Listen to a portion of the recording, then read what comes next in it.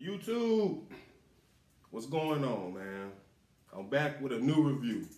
One of my favorite shows, I do not know why it's one of my favorite shows, is the Tyler Perry, The Haves and the Have-Nots. This show just pisses me off every episode. I don't know why I watch it. But anyways, before I get started, guys, make sure you hit the subscribe button, like button, and don't forget to comment. So, the show picks back up where it left off last season after the girl, Melissa. She jumps off the building that Hannah is living in that belongs to Mrs. Cryer. Anyway, so we gonna skip the recap. We just gonna get into it. So after she jumps off the building, Veronica was 38 hot. She was like, I know good and well this dumb bitch didn't just do what she did. Listen, I'm gonna go ahead and tell y'all before I even get deep into this. I love Veronica. Listen, Veronica and Candace, the only two reasons I still put up with Tyler Perry crap when it comes to this show. But anyways, she was 38 hot. And Hannah, what pissed me off about this scene was the fact that after the girl jumped off of the building, there's blood splattered. Obviously, she's dead. They just had to ask the dumbest question.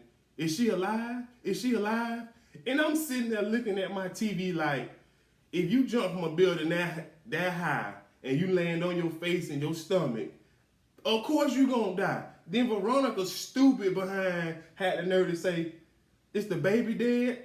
I'm just like, Tyler Perry, you gotta do better with your writing, man. You gotta do better with your writing. I'm sorry. You jump off a building that high, why are these questions being asked? Anyways, so Veronica and Hannah start going back and forth, blaming each other. And of course, Hannah blamed Veronica for being the crazy mother-in-law, I guess, grandma, whatever it is you want to be.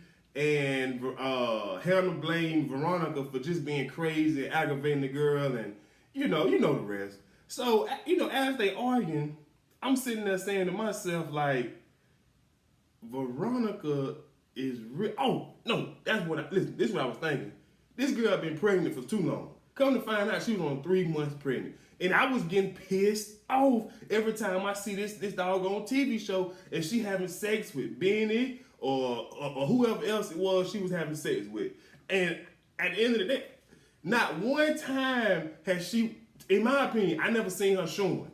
And I'm just asking myself, since I've been watching this show and her storyline was that she was pregnant, I'm asking myself, how many months is she? Or better yet, I was just saying she cannot be pregnant. Anyways, it was just so funny when I was watching this scene because Veronica ended up calling Hannah. She said, "You ain't nothing but a cursing Christian." Hannah started cursing. And I'm just like, ooh, but I was like, she had to be mad. But she, like, my thing is, she was upset and she was cursing. But when she gets upset with Candace, she never curses. You know what I'm saying? So, and then I just didn't get the vibe that her acting was up to par. Like, I felt like it was, because she called Veronica a suicidal dumb bee. And I'm just like, I just need more fire, more passion. You know what I'm saying? From this scene, like Veronica, she was on it. You cursing Christian, like, she gave it to me. And Hannah, it was just kind of dry. But anyways, Veronica ended up saying, "I'm putting the blame on you for this, Hannah.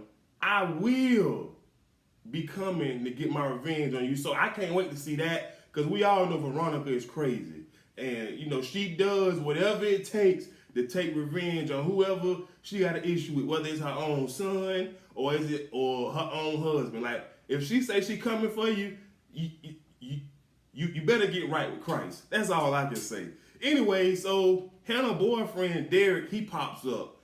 He was like, he coming to work on something going wrong in one of the tenants' apartments. And I'm just like, this nice behind building. It's like every episode he got to come fix something at somebody's crib, and this nice behind building. Like, come on, Tyler Perry, man. I know you're trying to make him relevant, but come on, man. That nice behind building, we shouldn't always have to have some maintenance that need to be done. Anyway, so he comes over, he having a conversation with Veronica outside, and of course, nosy behind Hannah, peeking out the window, like, you know what I'm saying? Just, I guess you were trying to eavesdrop or see what they were talking about or whatever. And after Veronica leaves, you know what I'm saying? She had the nerve to ask him, you know what I'm saying, did he know her?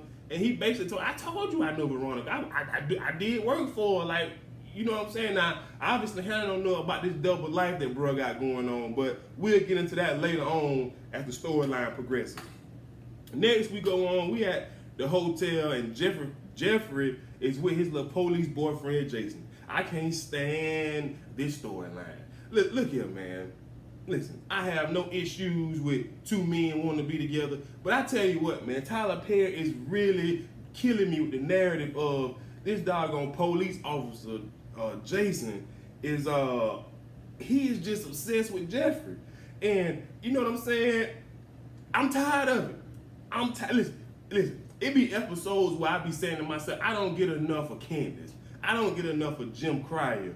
But it is never an episode where I can say, I never get enough of Jeffrey and Jason. He always giving me some Jeffrey and Jason. They be pissing me off. I'm so sick and tired of this boy chasing this man. Or this boy chasing this boy. It just be pissing me off. And look, I ain't got time for it. I ain't got time for it. Moving on, we go to Candace's hotel room. And by the way, you know, this is just my opinion. Now, they've been living in this hotel for a good little minute, Candace.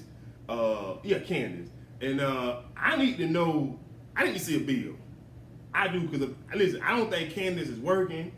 She didn't, and I'm out of line. Anyway, so we in Candace's room, and Candace, she calls RK, I believe his name. RK blames Malik.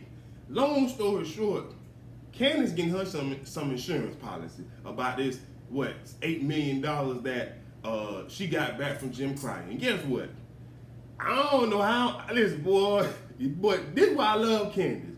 She called this boy here and she said, look here, bro, I got some money that I need to get back. And the person that's got it, I need you to rough him up a little bit. Don't hit him, don't hurt him, but I need you to convince him to give me my money. And Malik was like, who? She was like, it's my mama. And bro was like, I can't do that. The hood ain't gonna agree with that.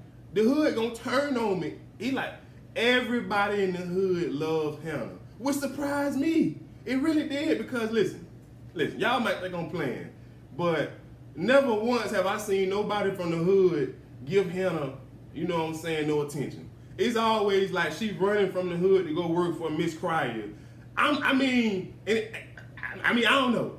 Maybe I'm just overreacting. But anyways, he was like, I can't do it. Long story short, of course, Candace was able to talk old boy into doing it. She was like, oh, you scared? You scared?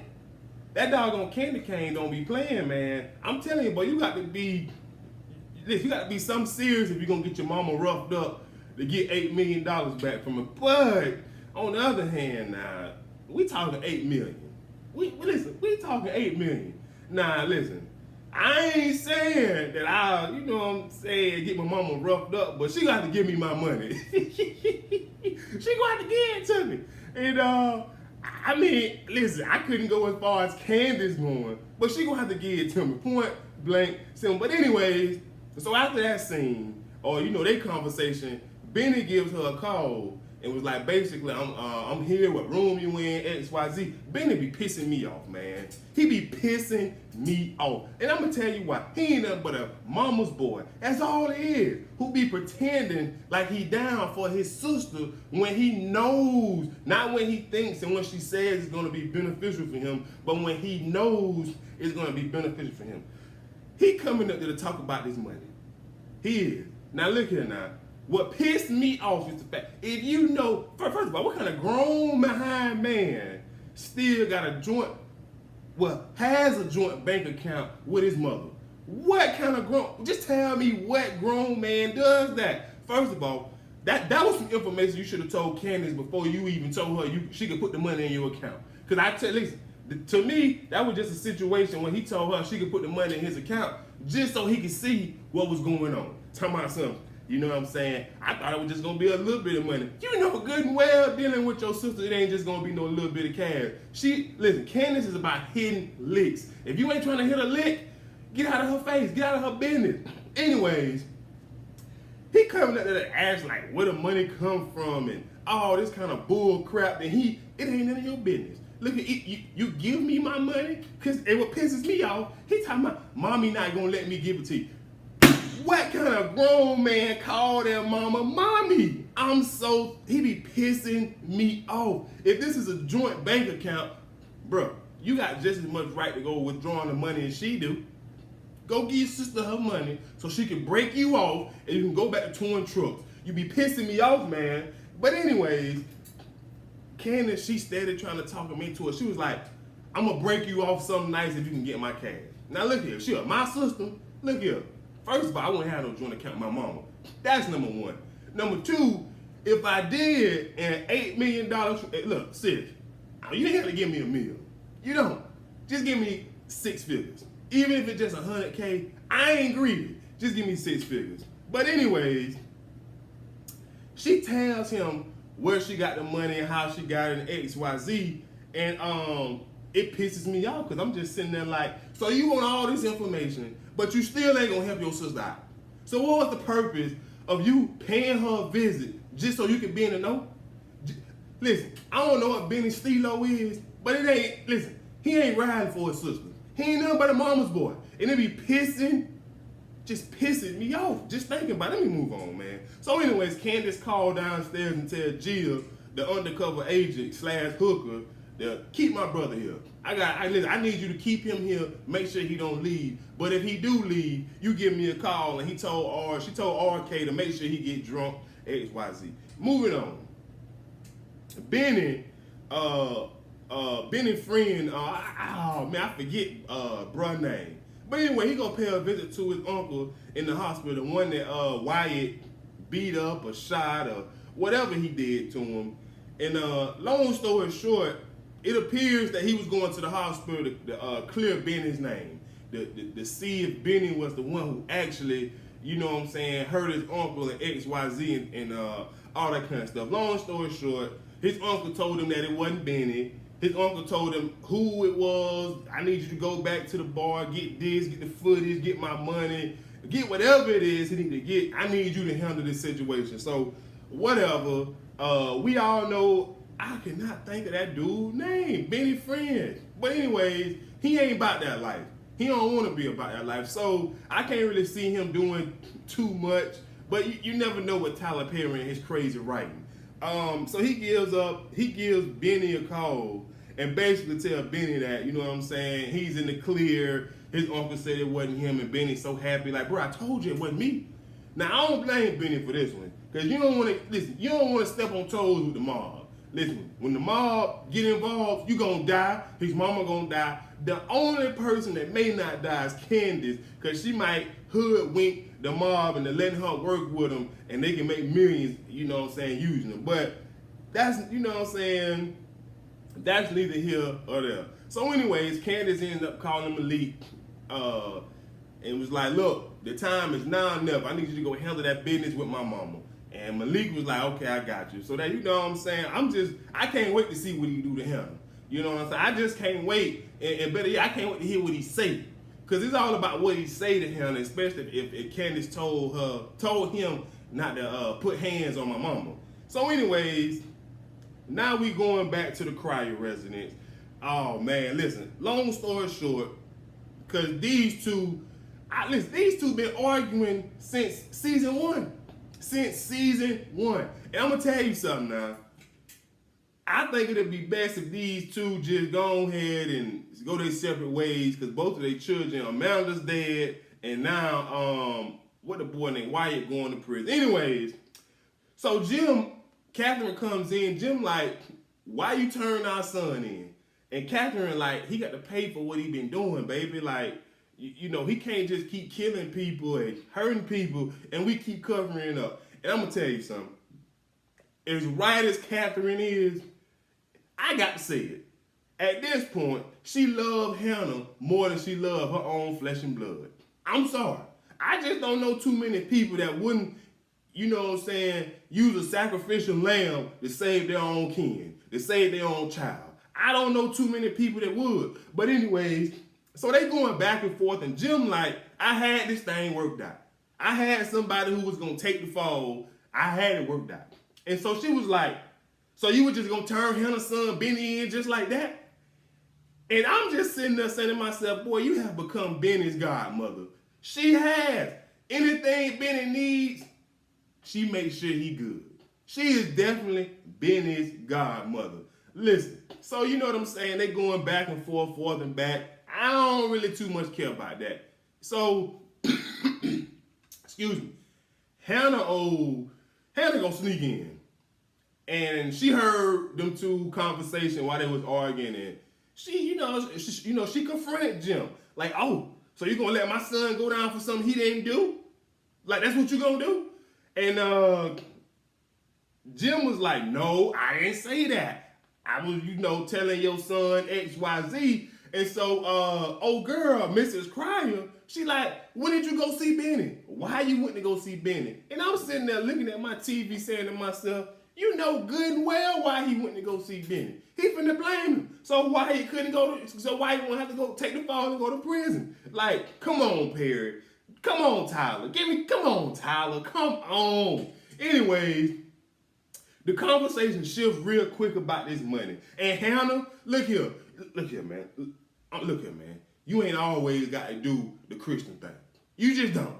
And better yet, I ain't even sure Jesus would give this man back his money. Or technically, Wyatt's inheritance from his grandfather. Because look here, let me tell you something. First off, Hannah, you want to know everything about Candace. The bottom line is this. When Jim and Candace was messing around, he gave Candace that money. Long story short, he took it back, and now she getting back what's hers. Now, you going to come over to the Cryer's house, try to get all this information. How much money was it? Where did it come from? How did she get it? My thing is, look, either you give the man the money back or not.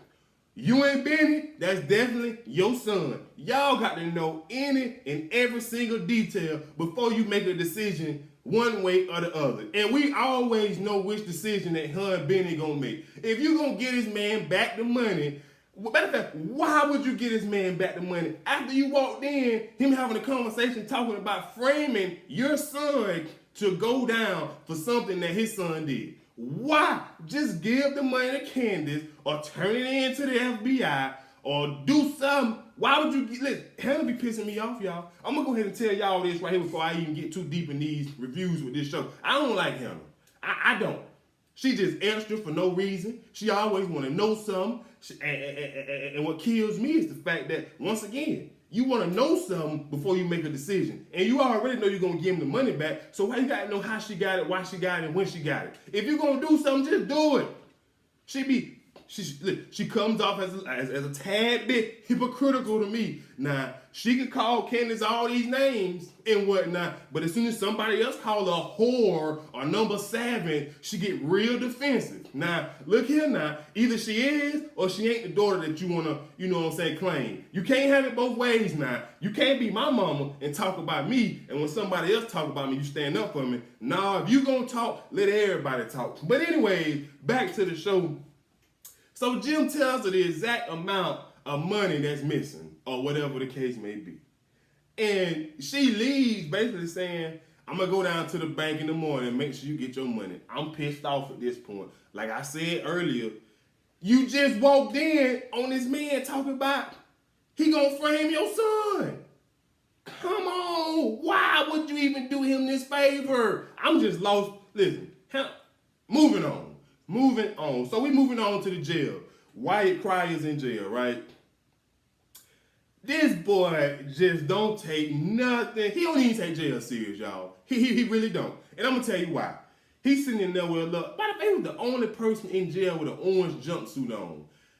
that kind of bothered me because I'm like, we need everybody being on one accord, as whether they all in regular street clothes or they all got an inmate uniform on or whatever the case may be. So the new DA or whatever, he comes down to talk to Wyatt like, oh, I ain't know you was in here, dude. Like, what you in here for? And once again, Tyler, come on with this writing. If you the district attorney, why are you going to ask, the accused, why they in here for? And then later on, he say, man, you got some serious charges. I can't get you out of here. Come on, Tyler. If you need help writing the script for the show, man, just go, come on, man. But anyways, long story short, it wasn't too much to this scene. Wyatt was like, can you get me out? And the DA told him, like, you have immunity for killing the little girl, but you don't have immunity for this one. So that ain't what that boy wanted to hear. That boy said, well, I tell you what, if you can't get me out of jail for doing this, then I ain't giving you no testimony and getting my parents. And I'm just sitting there saying to myself, so this is what it takes for you not to turn on the people that been trying to save you your whole entire life. You're behind really going to jail. It amazes me what it took. I can't wait till he go to jail. And Jim told me, you remember last time he went to jail, Catherine, they raped him, and they beat him. Well, I can't tell the way he be so bigoted with his mama and daddy. I would have never known he got his behind took when he went to jail. I would have never known he got beat up when he went to jail. Usually, when somebody get them hands put on him, it teach him a lesson or two. But it didn't teach this one now, because he came out of jail even more disrespectful than when he went in. But anyways, he's so mad at the district attorney about this man not being able to get him out. Of course, listen. He grew up in a family of judges and lawyers, and he has no idea how the criminal justice system works. He has no idea that he's charged with 2 different crimes and he has immunity. He got to be he is on crack or whatever he on. So he is what he is. Moving on. We finally get a scene at David's crib. We're going to address this whole situation, man. So obviously the EMT, at the beginning of the episode, when the girl jumped off, I'm just backtracking. They pissed me off.